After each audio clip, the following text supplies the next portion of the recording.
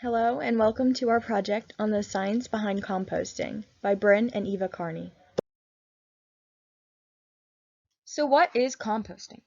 Composting is a system of collecting extra scraps of organic material like food and yard waste in an ideal environment where microorganisms can thrive and speed up the natural process of decay. There are three different types of composting. The first one that we're going to talk about here is aerobic composting. This is the most common and definitely the easiest for a household project. Air is a vital part of this type of composting. This is a system that requires maintenance, specifically turning the compost pile to allow the air in to break down the materials. The oxygen helps the green materials decompose faster by raising the temperature and overall making the whole process much more efficient.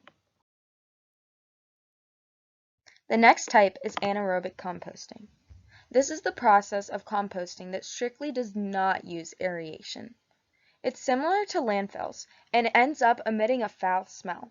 Without the oxygen, aggressive bacteria takes over and can lead to unwanted and dangerous methane gas being produced. Finally, the last of the three that we're going to talk about, and probably the most fun, is vermicomposting. This type uses worms. The worms not only turn the pile through the movement of their body to allow aeration, but process the scraps through their body, leaving behind a ready-to-use fertilizer.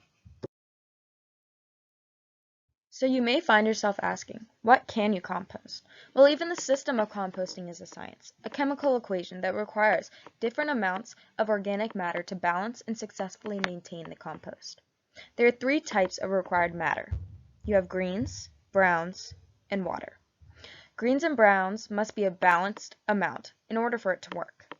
Browns are things like dead leaves, branches, and twigs, while greens are grass clippings, fruit, vegetables, or coffee grounds. Now you can compost other materials, and we have them listed below.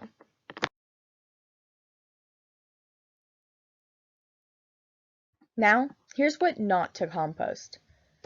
Granted, some things are very much food products and would benefit from being decomposed in a healthier home composting environment, but just isn't helpful to the composter, emitting smells and attracting rodents and insects. These include dairy products like butter, milk, and yogurt, eggs, fats like grease or lard or oil, and meat or fish scraps. Other materials that involve chemicals or bacteria can actually be more harmful in a composting environment. Some examples of these include coal or charcoal, diseased plants, pet waste, and yard trimmings with chemical pesticides. The science. Balance and ratio, like in a chemical equation, is key to composting.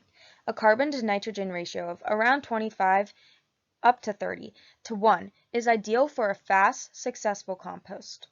Browns provide carbon while greens provide nitrogen, and water adds moisture to help the materials break down and support the microorganisms.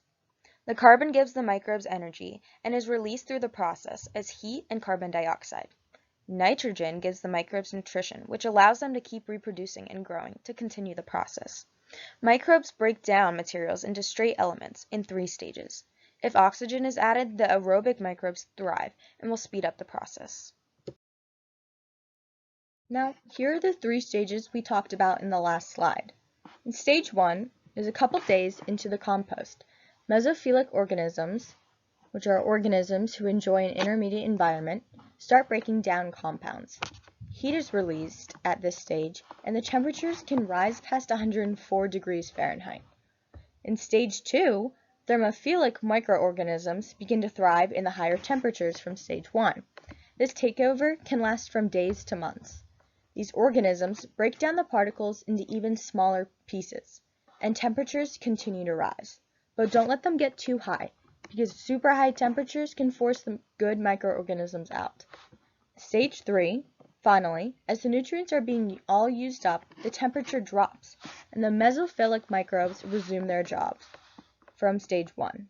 The remaining materials are broken down, and you have successfully composted. The environmental impact of composting. It reduces need for chemical fertilizers that dry out and affect plants over time. encourages natural bacteria and fungi growth, reduces methane gas emissions, and lowers the carbon footprint on our Earth, diverts materials from going to landfills, and adds nutrients back into the soil. It improves the soil's physical characteristics and increases their capacity to hold water and nutrients. It also increases aeration.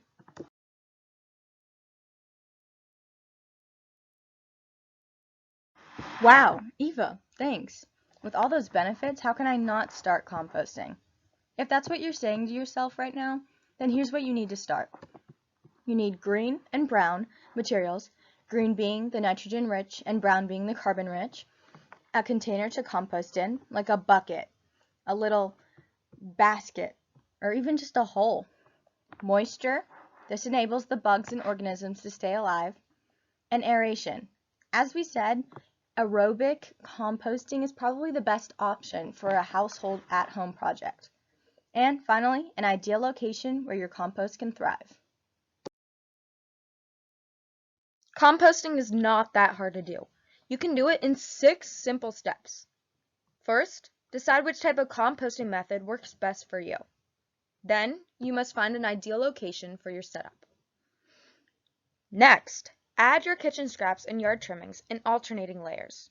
Step 4, keep your pile moist by adding water. And step 5, mix and move around to accelerate the process. And whenever your waste has been decomposed, you have composted. It's that easy. Thank you for listening to our project. Hopefully, you'll be starting your own at-home composting bin soon.